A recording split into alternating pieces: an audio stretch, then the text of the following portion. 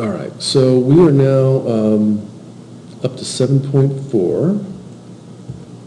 We've covered sort of the basics of various designs, so the overall designs. Now we need to start looking at the sort of the physics of the airflow on the blades themselves. So I love this first picture. It's the aerodynamics of a pear flying through the air, right? So if we look at this guy, there is one overall force on the pear, and that's gravity, right? Pulling the thing down. So in general, this pear is going to want to take a parabolic, I don't know if there was a pun intended there, but parabolic trajectory. Obviously, the drag on this pear is relatively large. Ultimately, it will fall to the ground. And the lift, if there's any, I mean, I think what they try to do here is say that, it's got this sort of angle of attack, if you will, thick food fight, pear flying through the air, angle of attack. There's a little bit of lift, but it's not really designed for flight, and the lift is relatively modest. If you add those two vectors together, the drag plus the lift, you get the force. Now, it's important that we look at this physics here for just a little bit, because these arrows aren't just some kind of meaningless pointing in some random direction. They actually have meaning. So I'll just draw this pear again, flying through the air. There's some gravity on it, and there's a drag force, and I'm going to write this as F sub d for drag force. The pear is moving with some velocity v, and it might have a little bit of F sub L for lift force. Now, the force itself equals the force in the x direction plus the force in the y direction plus the force in the z direction. And that's just your basic Newtonian mechanics. So if I'm sitting here, I put my finger on the board, and I think of, let's just think of into the board as the x direction. The majority of my force is pointing in that x direction. Now, if I start to slide to the left or the right, there's a little bit of friction, and that's the y direction. If I start to slide up or down, that's the z direction. So anytime you stick your finger on the board, put your foot on the floor, whatever, there are always three components of that force. That's just inarguable Newtonian mechanics. That's just kind of the way Newton came to understand the world. It's the same physics that got us to the moon and back. So it's been working. No reason to change that. Back to this diagram. We're only looking at two of them. Obviously, this pear could be coming towards us or away from us, but there are three components to the force. Now, to add them, there's a couple of different, there's two different ways to do this, and they're both right. One is to say that the force on the pear, let's just put it force of P, equals the force of the lift plus the force of the drag, or the force of the drag plus the force of the lift. Why bother making this distinction? Well, what I'm going to show you is that if we start here, we can first do the force of the lift, which is right there, and then add the force of the drag, which is right there. Force of lift, force of drag, and we're going to get up there, the force on the pear. That was way number one to do it. Way number two is we can start here, same place, just moved over, and add the force of the drag plus the force of the lift,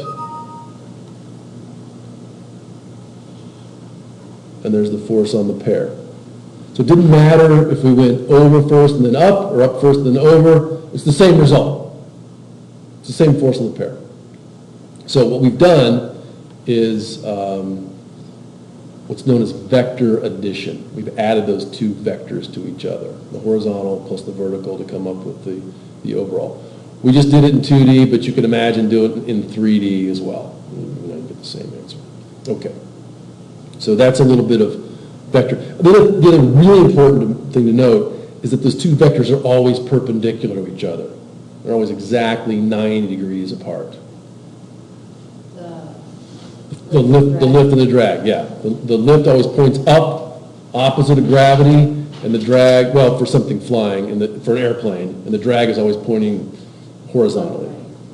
It gets a little weirder when you start talking about the vertical axis wind turbines, but they're still always perpendicular. That's critical to remember. Okay. In the airplane wing, we can see now that the lift force is much greater because you've got this angle of attack, you've got a longer surface over the top for the air to flow, making the top airflow less dense, and so on.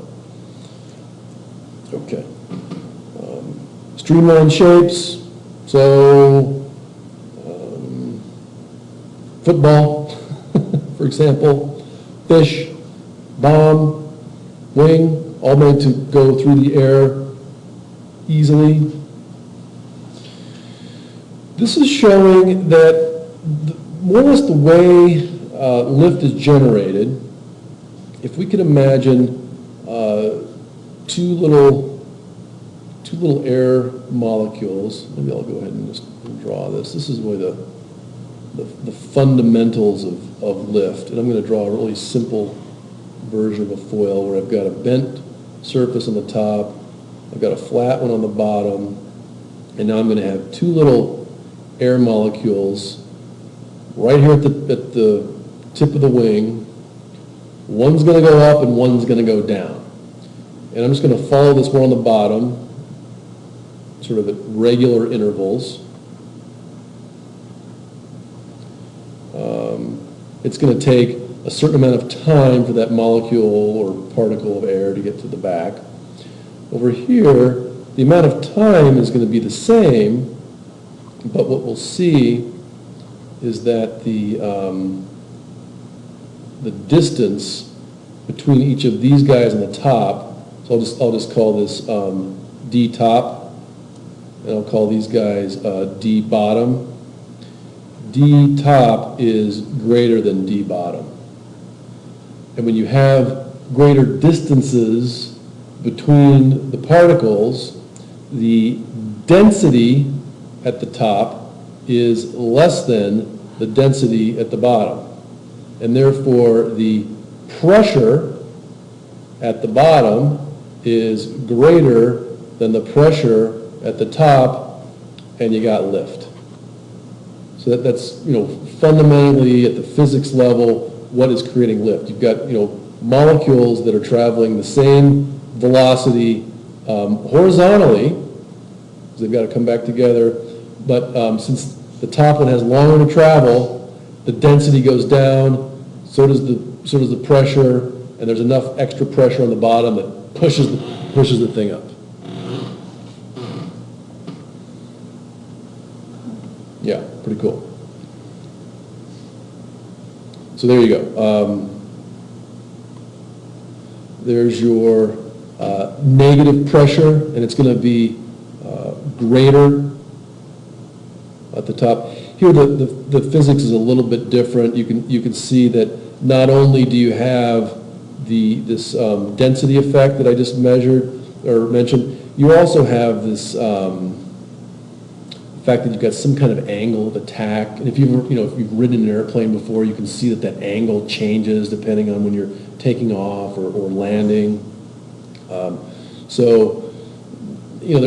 This is maybe a little bit of a misnomer. There's not actually a vacuum up there. It's just that it's less pressure than there is in the bottom, compared to the air in the surrounding field. Okay. All right, let's hop into some more here and finish up the finish up the lecture. Managed to get through the first third of the figures. That's kind of nice. Part 2. Are you going to do summary 4? Oh, yeah, we should do summary 4. Okay, let's in fact, we've covered a whole bunch. We can pick up on, in fact, this is actually a pretty good place to stop because the physics we're about to get into is pretty intense. Yeah, so let's just take a break there and we will get into summary 4. Thanks for the reminder. And it's actually a pretty good segue, because what I would like you to do for summary 4, and this is, summary 4 is really trying to get you into sort of the deeper theories and fundamentals of comparing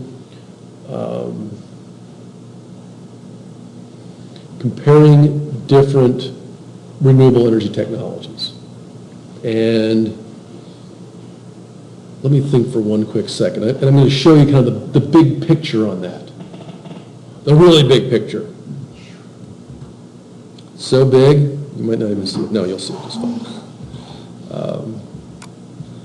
So I had the opportunity to give a talk in Billings, and I think I can probably quickly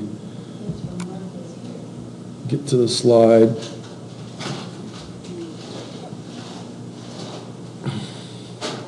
And this next slide I'm about to show you is going to affect your career as an energy technologist, whether you know it or not, believe it or not, it will.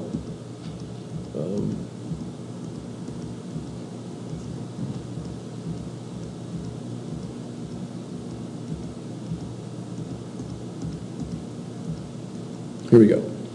Okay, so out there at the Solution Project, and if I haven't told you before, our energy technology program is supposed to be like the solutions major. You know, environmental studies, climate change, they're the problem majors.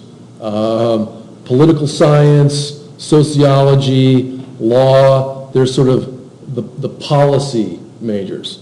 Energy tech, the solution major. So we're one leg of this tripod of, problem, policy, and I'm trying to think of a good P, solution, but maybe project. What's the best project? Now that we know the problems and we have the policies, now pick your project.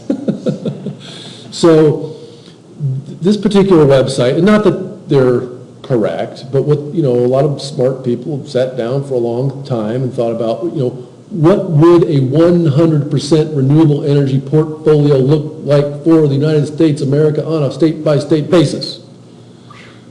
How's that for big picture? So, what they've decided is that if 3% of our energy comes from residential PV, 2% comes from PV on top of commercial or government buildings, 22% comes from big old solar installations, on big old unused parts of Montana. Not so much wave, not so much ocean front. CSP, why do I always, concentrated solar power. So you're still using the sun, but instead of burning something or going nuclear, you're just using the sun's radiation to make steam. Great place to do this would be that Anaconda Tower down in Butte. So you've already got the structure in place, stick up a whole bunch of mirrors, make a big old load of steam and make some electricity out of that thing. Could be. There's also, there are also these things called power towers where rather than concentrating solar, you're Isn't it like a mirror thing? This one's mirror. There's another one where you might have just a tower with a surrounding greenhouse, and convection just sort of sends hot air up the tower, and you've got turbines that spin. Geothermal. Now, this is key for summary 3. What I want you to do for summary 3 is, summary 4, thank you. What I want you to do for summary 4 is compare a geothermal installation, and the geothermal installation is going to cost you, and again, I know you're not fully equipped to do this for real for NRGY 102. You will be by the time you graduate, but it's not too early to start thinking in terms of these numbers. What it's going to cost you to install a geothermal energy system. And the way to think about it is like so. And this is fundamental to any energy technology project. You want to think about it as a dollar per watt initial capital. So it used to be back in the day, a solar install on your house would cost $30 a watt. You know, now it's down around $2 or $3, $4 or $5 a watt. Yeah. What that tells you is that you're going to get your money back faster. So, nice thing about the renewable energy projects is that you're going to have some initial investment, some initial dollars per watt to get you up here. And then over time, though, what's your fuel going to cost you on your geothermal? Well, there's no fuel. You're just living in a temperature gradient. What's your fuel going to cost you on your wind? Nothing, because the wind's going to keep blowing. So you're going to basically have this as your cost for renewable. Now, if you've got your fossil fuel, it's going to cost, let's just say for the sake of argument, it's cheaper, right? It's cheaper to go buy a furnace than it is to dig a geothermal system for your house. So you can start here, but what's your fuel going to cost? Well, it's going to cost you something. So there's your sort of cost over time. And so you might be thinking, oh, I got off easy. Well, 3 or 4 years down the road, you're losing money on your non-renewable that you could have been saving by putting into renewable. This is going to be true across the board on every single one. Now, of course, each one has maintenance fees. It's going to have to be replaced, et cetera, et cetera. So it's the fossil fuel. So yeah. And this is what you're going to spend a lot of time doing in ETEC 214 is, and then what's the money cost? Money itself has a cost. A percentage rate in terms of paying back the initial investment. So that's the big picture of what I want you to do on summary 4. So if we go back to my PowerPoint, here's wind. So wind is sort of the king in Montana. Hydro as well. I think we're already pretty close to 19%, et cetera. And you can look at this across the state. And what I encourage you to do is just pick some region of the country. You can go and look at another geothermal installation and a wind. And I want you to just compare the two, like on a given site, which is going to give you your best bang for your buck. So You pick one site, and then you compare the two technologies, right? Not one site, okay. Exactly. So kind of going back to where we were, with sort of the overall philosophy or strategy behind the summaries for 102. You're always comparing two papers. Well, you're reading one paper, then you're citing a second one. In this case, you're sort of comparing two technologies, a wind versus a geothermal. And, so go out, do a little bit of research, see where there's, could be a neat geothermal spot already happening in Montana, see what it costs them.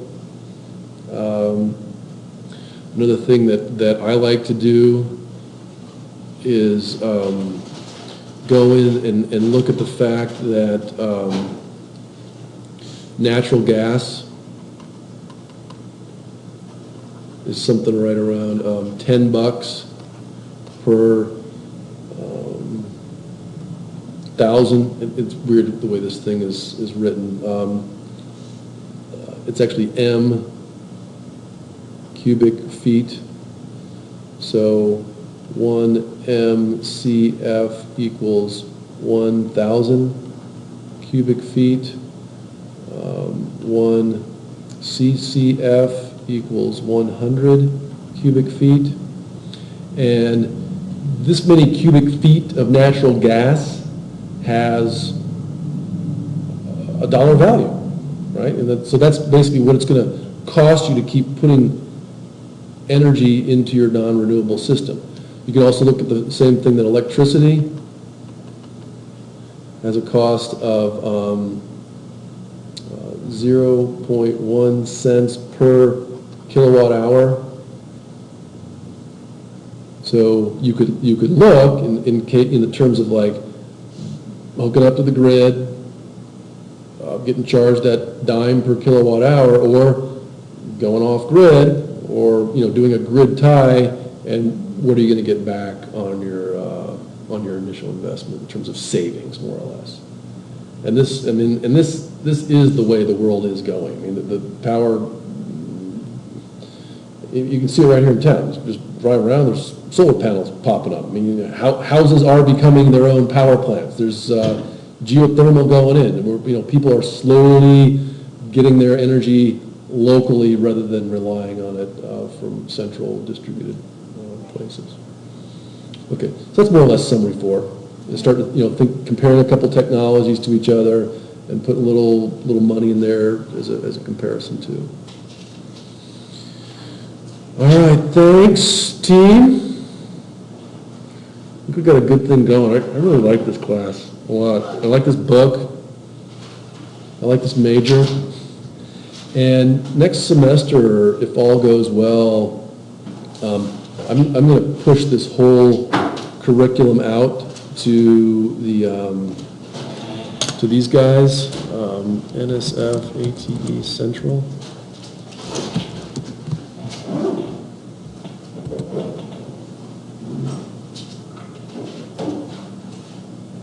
So I think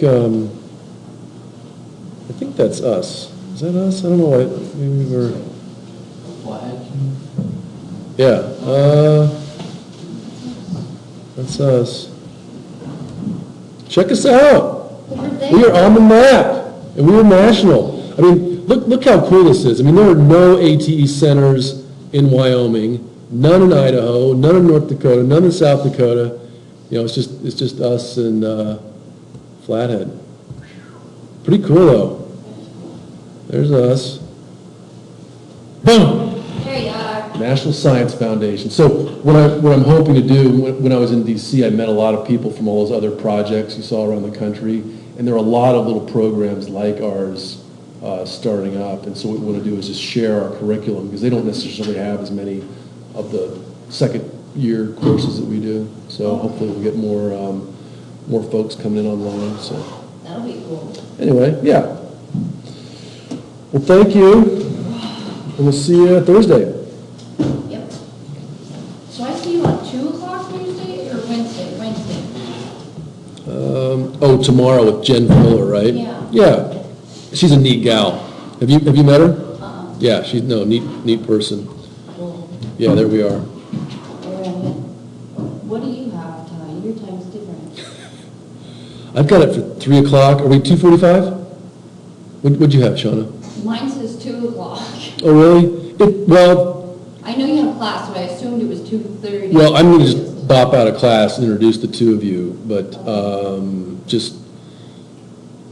I think you've got Jen's email, so if the two of you want to dial in exactly the moment that you meet, once you do that. Okay, I'll And email tonight. I'll be there either way. Okay. Yeah, okay, thanks. Well, she has a whole, this email